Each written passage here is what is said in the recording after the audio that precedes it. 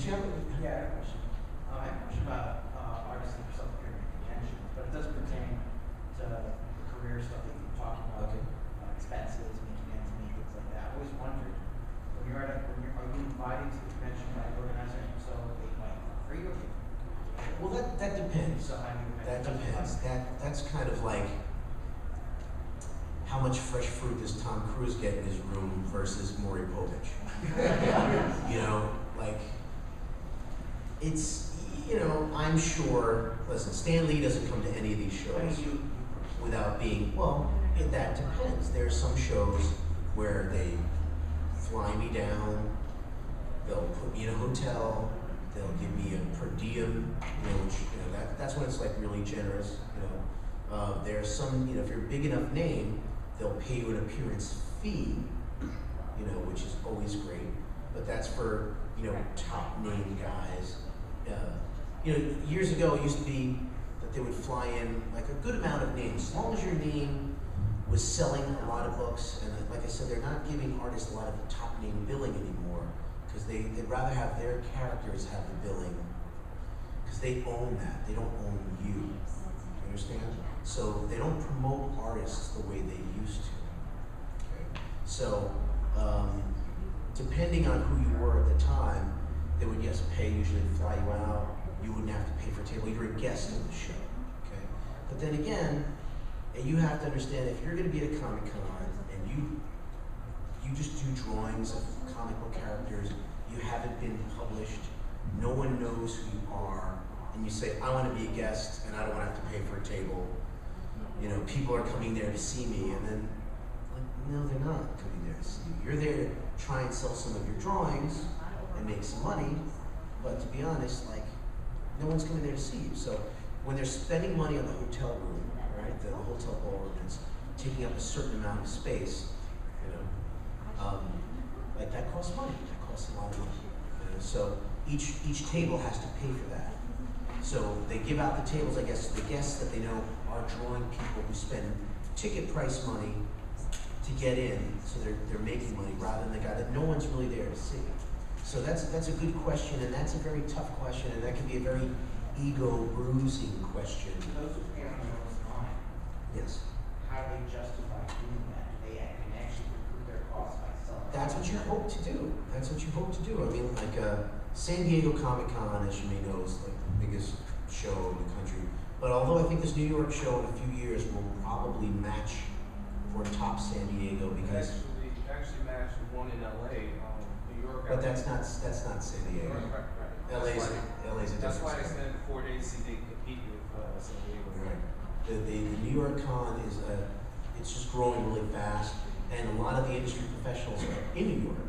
You know, Marvel and DC doesn't want to have to fly their entire editorial staff across the country and their corporate booth and all that sort of stuff. It's so expensive to do that. So I have the funny feeling that they're going to have a lot of guests here when the New York show is going to get bigger and bigger at the Javits Center. But, you know, like San Diego, that's like a $2,000 proposition to go to San Diego. Because very few companies will pay an artist to go to San Diego.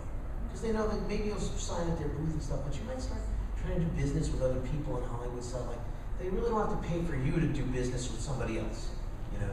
Personally, I haven't gotten a table at San Diego since like 1994 or 95, I think. It has changed. It's so Hollywood now that no one really even cares about the artists. They don't even know of me as a big enough name to give me a free table there, much less the fact that I have to pay $700 or something in airfare to fly back and forth. If you can get a hotel, which is hard to get in San Diego, if you can't get one of the ones under the convention cost, which disappear, they sell out in about like 30 seconds, I think, once they go online. They sell, literally, I think they sell out in 30 seconds or something. It's like $500 a room or $450 a room per night. So it's like $2,000. So the question is, yeah, are you going to recoup your expenses?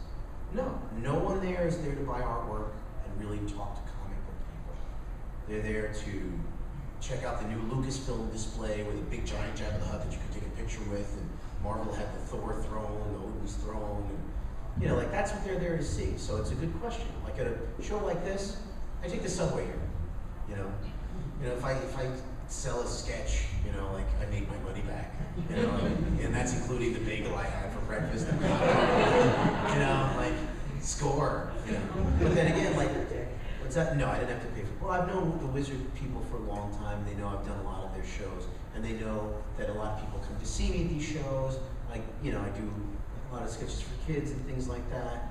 You know, I'll be willing to do a panel, that sort of thing. So yeah, they know that I'm worth it because I'll bring X amount of people who come.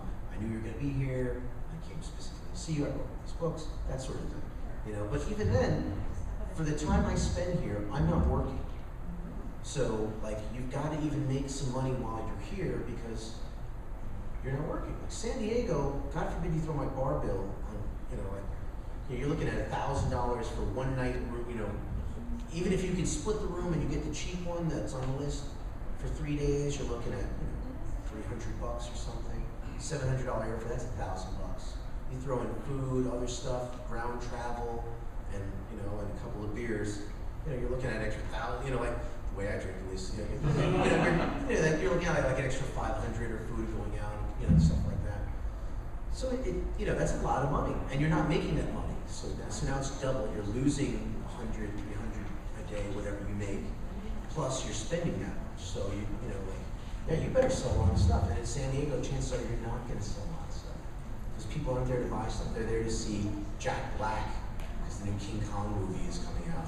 Nicole Kidman signing at the whatever booth, and you know, because the others is some new haunted movie. It's not a new comic, you know, but it's not comics anymore. So yeah, you know, you want to be a big enough name that people will invite you and they will cover your costs and things like that. And sometimes you gotta, you know, spring out of your own pocket because you're promoting yourself. You want to go see some of the fans, let them know that you're not dead, and, you know. There might be some people in another city that's never seen you before, and they're willing to buy a lot of art off you, you know. So that's important to hear what they're talking about your work and other things, and exchange of ideas, and just getting out of the house in general, you know.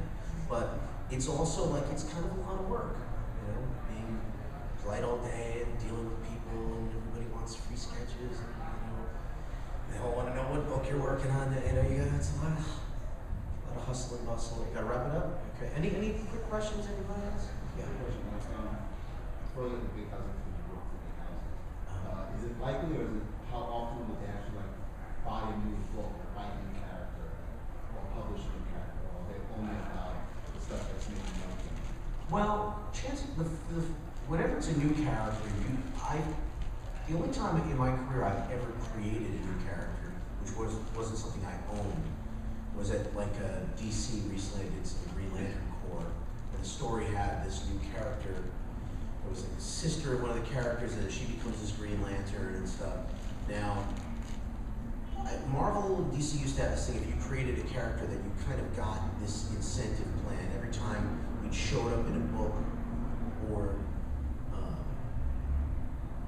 every time they made a figure out of it or something, you would get some money. But then they kind of I think they backtracked on that. For example, I think it was Michael Golden who created Rogue for the X-Men, and he had to have some lawyers sue Marvel to make sure that every time she's in film or this and that he gets a chunk of money. Because back in the day, that was the contract that he had with them, and he had to hire a team to make sure that they paid attention to, because they don't want to pay anything to them like we own it. You know, and when you look at the problem with comics is that all of these characters were created by a bunch of different people over a period of time, but they're really owned by Marvel. Marvel's just like, whatever, you created it, you know. But the guys who created Superman, their estates, they sued DC Comics. Now they own Superman back again. But it takes so much weird legal work, and they Bob Kane sold Batman to DC for $1 million in 1966 or something, which was $100,000 a year over 10 years. Which, when you think about it, was nothing. When you think about what Batman is today and how much money it's worth and stuff like that. So a lot of people made these bad deals. But nowadays, before you even draw a page, it's a work for hire agreement right off the bat, which means we pay you this, and that's all you get. That's all you're entitled to. If we decide to give you some money, it's because we decide to. It's a gift. So you're already signing your rights away. So I don't know. The writer created that new character. I don't know how much. I've never seen a dime for it, or I'll get a royalty if that character shows up of the work I did in art and a reprint. But I don't know if that has anything to do with creating it.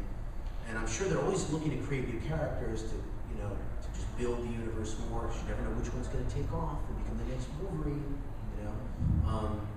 But yeah, just remember it has nothing to do with you. They own it, it's theirs. You've got nothing. Get used to it. All you might have is that your name, Herb Trimpe was the first guy to draw Wolverine. Most people don't know who the hell Herb Trimpe is. He did a long run on the Hulk. Most people don't know that, but most people know he's the first guy to draw Wolverine. Right? I don't think it was Lemon. I don't know. Good question. I think it was for that issue of the Hulk.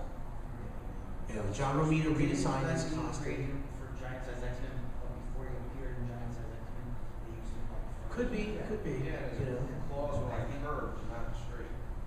I don't know. I don't know that much about this stuff. I just draw it. You know. You know what I mean? Like it's like the baseball player. Like I hit the ball. I don't know the stats on every guy. You know? But chances are, like, yeah, like, who knows?